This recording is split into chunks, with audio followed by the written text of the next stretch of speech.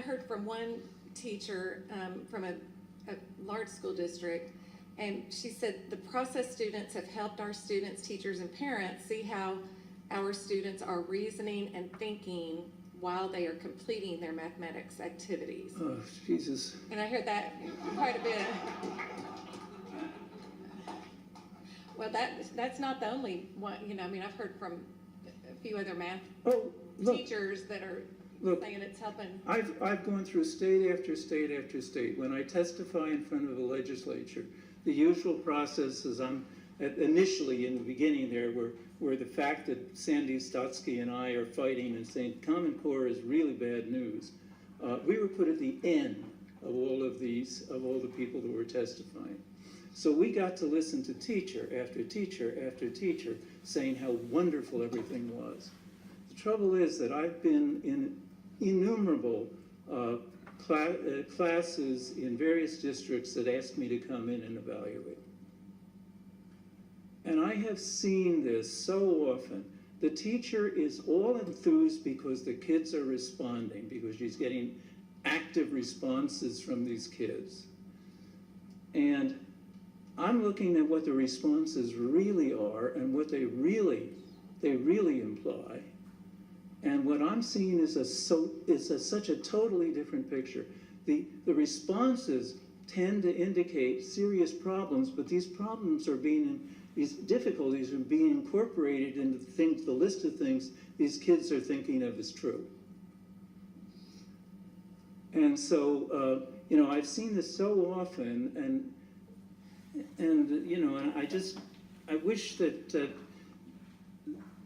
it were possible to make an honest evaluation of what's actually going on in these classes. It would surprise you, I think. Yeah, because, you know, then we hear differently from parents. So we've got, you know, teachers, and it's just put us in a between a rock and a hard place, right? Kind of, and it's yeah. I know how this works, and I know how difficult the whole thing is. But all I can tell you is the only thing that I care about is the math.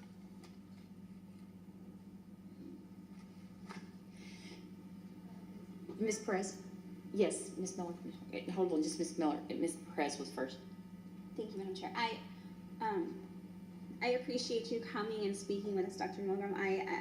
But one thing that you just said struck me. You're here about the math. I'm here about the students and the families and supporting the education in the classroom. And when we're hearing from teachers that they're working with families to identify how students are processing their skills, that speaks volumes to me.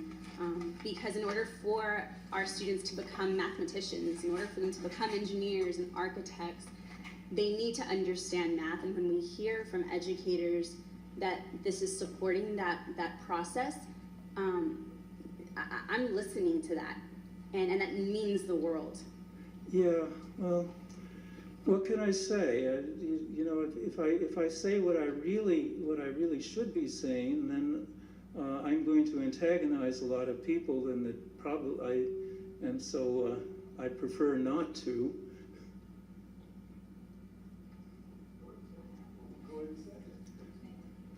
Well, okay, and I'm going to be very careful about this.